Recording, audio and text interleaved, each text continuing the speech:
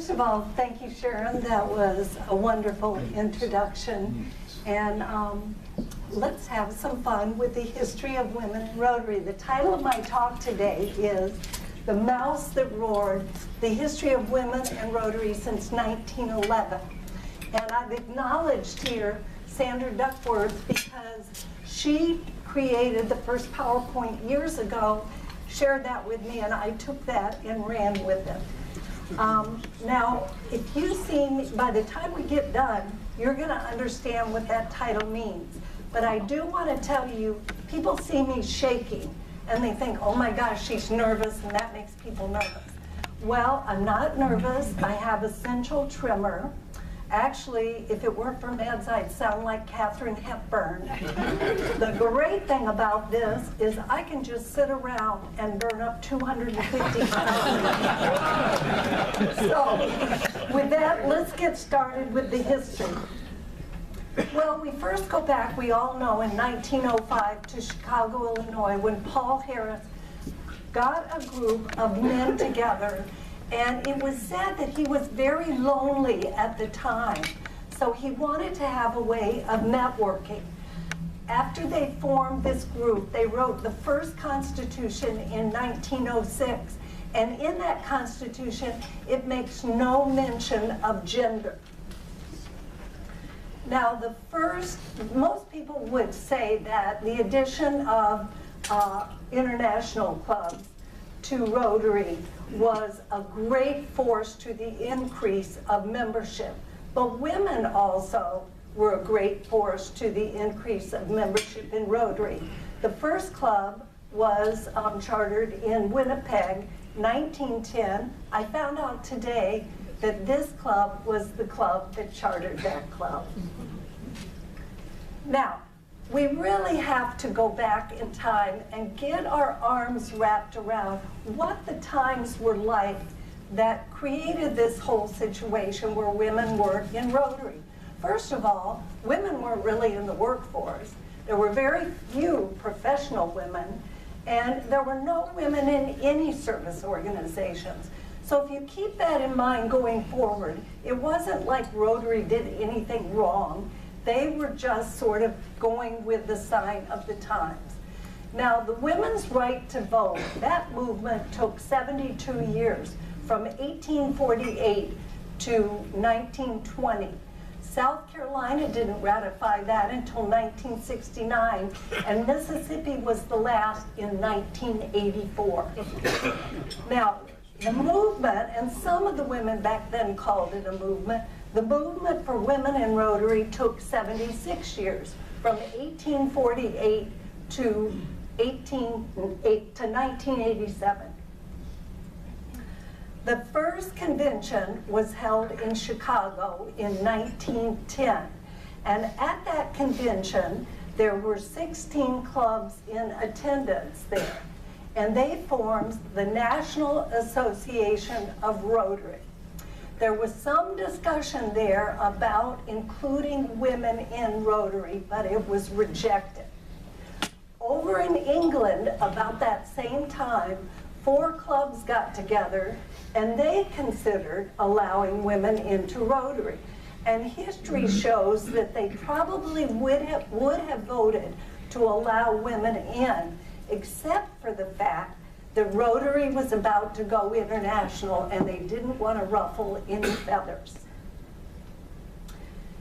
When we look over in Minneapolis area, a Dr. Gertrude Stanton, who was the first optometrist in your city of Minneapolis, she formed an all-women's Rotary Club. It was based on the same ideals of Rotary.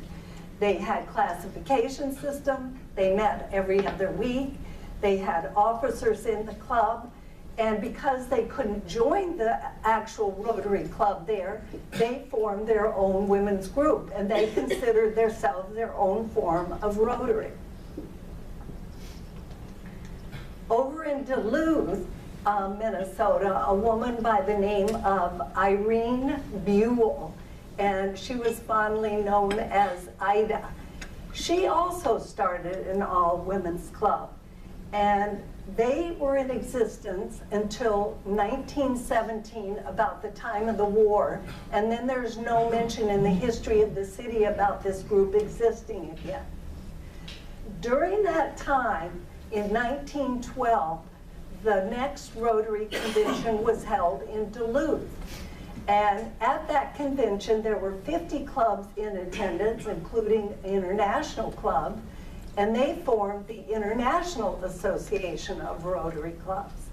Now, at this convention, Ida and several of the women officers attended that as delegates, and they made a plea to allow women into Rotary, but it was rejected.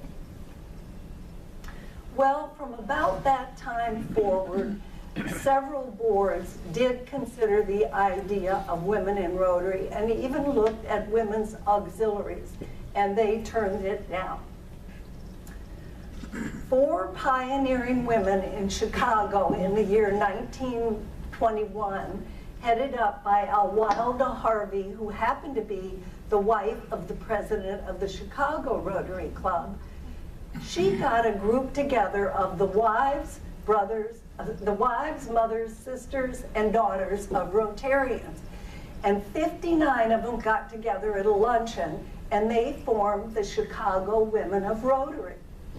Well, Rotary did not like that. So they told them they had to remove the name Rotary from their group. So they did what all good wives, sisters, mothers, and daughters of Rotarians do. They totally ignored them.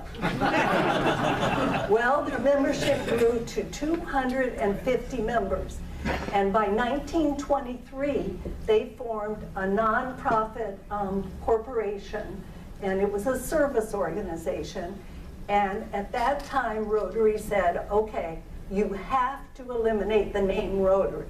So they changed their name to the Women of the Rotary Club of Chicago.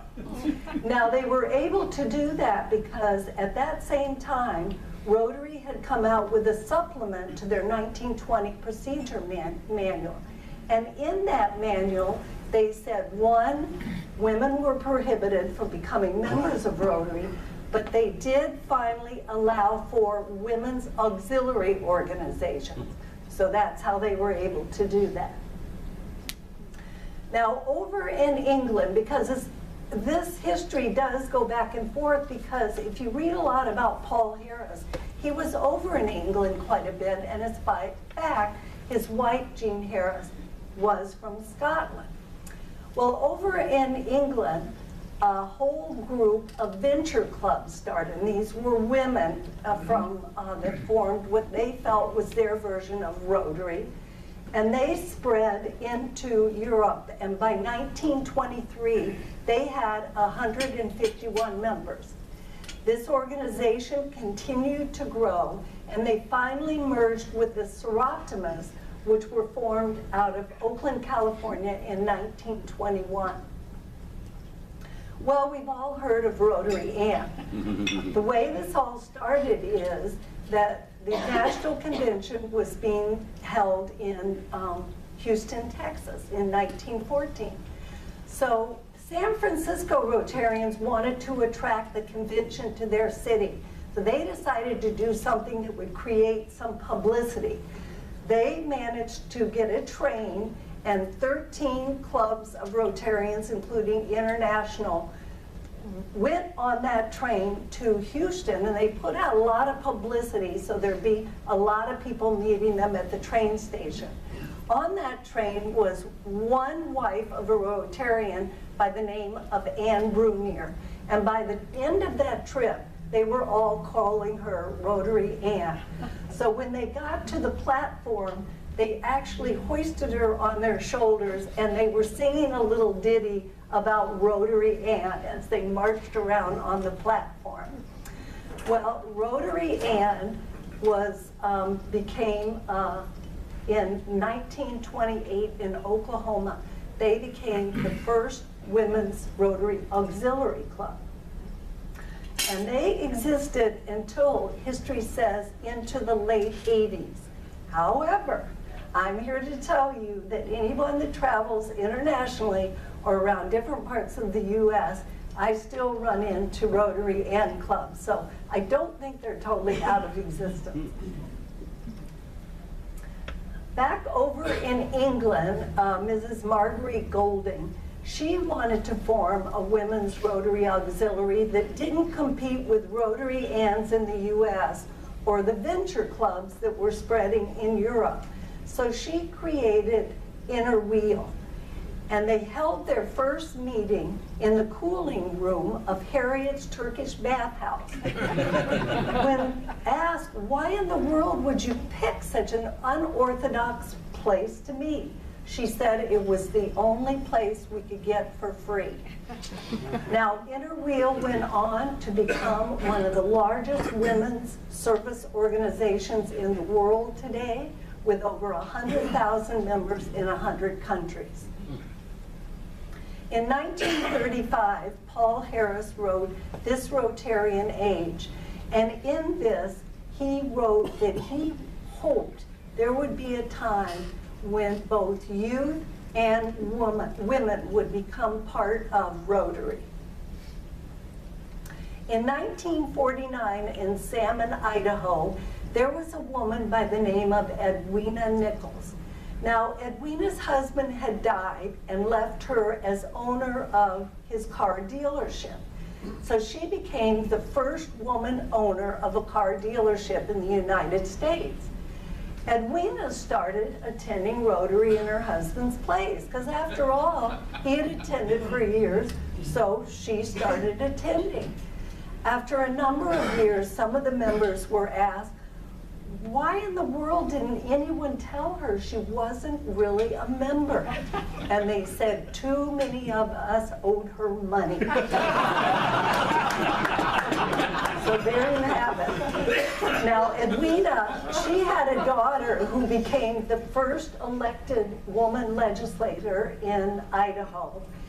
And that daughter had a son by the name of Jack Selway, who he started Rotary Global History Fellowship, which, by the way, is a great fellowship organization. You can go online and find all kinds of history about Rotary.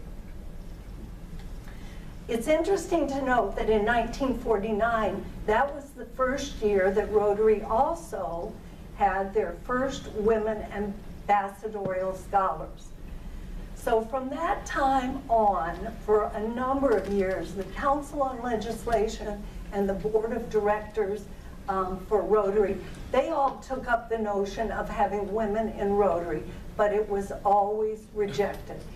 Well, the year is 1976, and the mouse that roared is about to be born.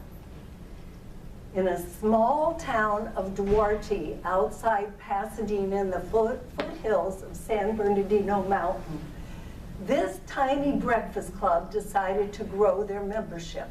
So they invited 3 women to come into their club, 2 principals and a psychologist. And when they submitted their names, the district governor of their name when you send it into Rotary. So they did.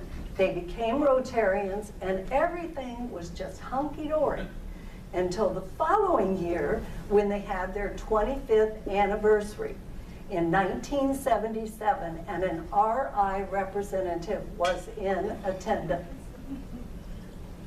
The cat was out of the bag. There they were, 3 women front and center, members of this club. The Duarte Club was told, you have to terminate their membership or we will terminate your charter. They said, we are not going to terminate their membership. So in March of 1978, Rotary took away their charter. And this club became the ex-Rotary Club of Duarte, California. And they actually had pins made with an X through them that they wore. They got enough money together to send a lawyer to the Council on Legislation that was being held in Japan right after that. And they made an appeal that they allow women into Rotary. Well, Rotary took up the vote, but they didn't vote on whether to allow women in.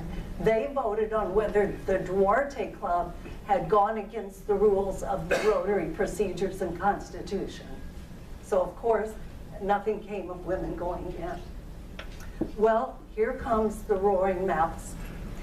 That same year, in 1978, in June, this small club filed suit in LA Superior Court against RI for not allowing women into Rotary. This was not ruled on until 1983, when Judge Max Dukes ruled against the Duarte Club. So the Duarte Club turned around and they took it to the Appeals Court of California. And in 1986, of September 16th, the court ruled in favor of the Duarte Club, citing the Unruh Act against discrimination. So what that did is, that opened the door for women to become members in California only. At that same time, Rotary, who again didn't like that ruling, they took it to the Supreme Court of California. And the Supreme Court refused to hear the case. So Rotary International decided to take this to the Supreme Court of the United States. At that same time, up in Seattle, the Seattle International Club, which had only been chartered 2 years previously, they invited 15 women to come in all at the same time. They became known as the Seattle 15. And along with that, they immediately filed suit in the Seattle Federal Court. And they filed a brief in support of the Duarte Club, which was about ready to go to the Supreme Court. On May 4th, 1987, which was 30 years ago, the Supreme Court ruled unanimously in favor of the Appeals Court of California and the Duarte Club. Now, this vote was 7-0. 2 judges abstained. They were Sandra Day O'Connor, whose husband was a Rotarian, and Harry Blackman, who was an honorary Rotarian. Now, this opened the door for women to come into Rotary in the United States. It also opened the door for all service organizations, because it meant the other service organizations also needed to allow women into Rotary. It was 2 years later, at the Council on Legislation in 1989, that Rotary International voted to allow women in Rotary throughout the world. That June of 1987 is when the Rotary International sent back to the little Duarte Club their charter and an invoice dated back to September 16th of 1986, and that was it. Now, the district governor, John Fee, in the state at that time, at one of the district meetings, he said, "This is the case of the mouse that roared, that such a tiny little club could have a big impact on the world of Rotary." Well, that club loved that, and they adopted that as their motto. This is their latest banner that they gave me last September. You can see the mouse is prominent on there, and they use the mouse that roared as part of their motto. They also had little tiny pins made with a mouse and the rotary wheel on that, which Sylvia had given me. Now, Sylvia Whitlock, who happens to be from Jamaica, she was the first woman Rotarian of any Rotary club, and she stepped in July 1st, right after the court case. She had been to PETS back in March, and it was Sylvia and about 300 men. When Sylvia was asked how things went at that PET, she said, "Everybody was wonderful to me. The best thing was there were no lines at the women's restroom." Now, right after the court case ruling, she was overwhelmed by all the national media that came to interview her. And she still remembers to this day, one reporter asked her, well, now that women in Rotary are in Rotary, will the food be any better? Sylvia looked at him and said, no, because we're not cooking. Now, Sylvia has written a book, Women Also Serve. It's a great little book, and I recommend it. It talks about the Duarte case and her involvement in the early stages of Rotary. The first women district governors, 1995, there were 8 of them. I had the privilege of interviewing 7 of them because one had died, Mimi Altman, although her daughter, Mimi Altman, who was president at the time of a club around on the outskirts of Chicago, she told me that her grandmother, Mimi Altman, had been bounced on, her mother's mother, had been bounced on the knee of Paul Harris when she was young. Our first women trustees, Carolyn Jones and Ann Matthews, and I'm not going to go into any detail. This is the short version of my presentation, and I have a lot of other things that I include in the long version. There are a lot of funny stories about some of the other things that happen along the way.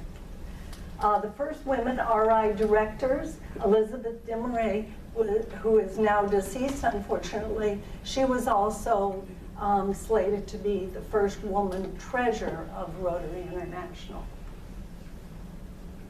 These are our very first women vice presidents. Ann Matthews from South Carolina, a lovely woman. Jennifer Jones is currently vice president. If any of you have had an opportunity to hear her speak or meet her, she is an absolutely wonderful person. And I'm going to keep an eye on her because I think she's going to be in another slide in the future on my presentation. Dean Rohr's RI vice president that's coming in July 1st of this year. Now, if you go over in England, they have Rotary International of Great Britain and Ireland. They operate separate from Rotary International. They have separate officers, but they are under the umbrella of Rotary International. And that's a whole history story in itself about RIBI. And their first woman president was Nan McCready, and followed by Eve Conway. Well, in conclusion, we've come a long way since women were excluded from Rotary. As of last month, there were 262,230 women Rotarians, representing 27% of women in Rotary, of the members of Rotary. Now, in certain countries like Germany and Japan, they are only 5%. So there are a number of places. And surprisingly enough, there are all women's Rotary clubs in certain countries where they haven't been welcomed. They form their own clubs in other parts of the world. As we look back over the time, the mouse that roared is now a lioness. In the words of Doug Rugman, who's a Rotarian and a historian, he said, "If you build a better mousetrap, the world will beat a path to your door." Rotary is a better mousetrap. So I say to all of you, we are no longer men Rotarians and women Rotarians. We are all Rotarians. Hear, hear. Thank you.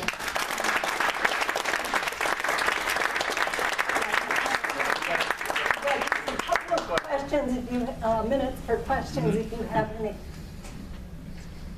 Yes, there is still. Hold on just a second, Vicki, she's Okay. coming. Yes? We can hear you. There is still a women's Rotary Club in Minneapolis that meets at the Women's Club.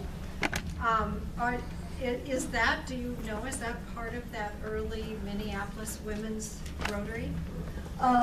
No, because that one was terminated by 1917. Okay. So that would be something completely different. Yeah, and they aren't, I don't believe they're under the RI umbrella, but I do know there is a group that calls themselves Women's Rotary at the Women's Club.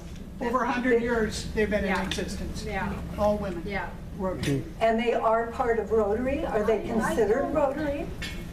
Probably not officially. Yeah. Okay, well, that's very interesting. I'd love to have the contact with them and find out more of their history, so. That was gonna be my question, if you knew about them, and now we know you don't. And we don't know enough to be able to tell you much either. Okay, well, I will find out. All right. Thank you. Other questions? Any other questions? Yes. I've had the opportunity to just go to one international convention, and I saw the procession of all these old men walking on the stage representing, you know, the official board and the leadership. Do you have any idea of what year there will actually be an international president?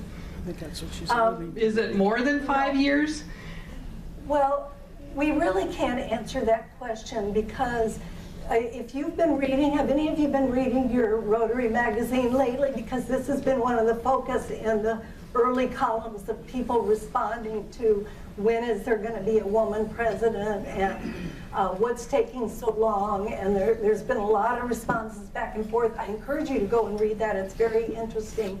And the emphasis is obviously on the most qualified person. And so nobody knows, but we've now had, and we will be having our third vice president, and I'm sure that's part of the what has to happen on your way to becoming president. And so we don't know. And I can't answer that question. There is no timeline for that.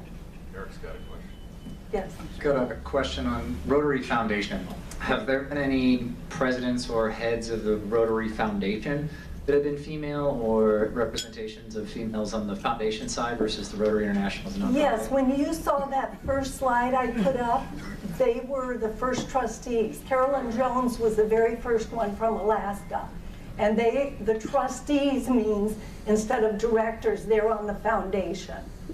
Yes, so they've had good representation. They were the first before they ever had women directors. Brock's got a question. Yes. So I have a comment and a question. Okay. First, imagine the time and money that Duarte could have saved if only they had a president that was a lawyer. And second, my question is, what are other clubs, or what can our club do to be more inclusive, to meet that goal of 50.1% women membership? Well, it's interesting you asked because Sharon posed that question to me as well. And I think one of the ways, not only, I think it has to be where you meet and you have the kind of speakers that are interesting to people. A lot of young people report that they come into a club and they sometimes leave because they don't want change in the club.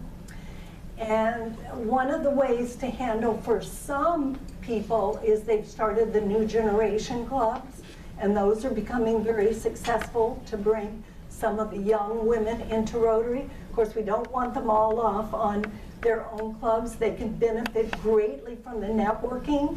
And I think sometimes we're just not asking. We're just not asking. You know, you're not asking a woman, when was the last time you played golf with somebody from your business that was a woman, and you said, hey, have you ever looked at Rotary?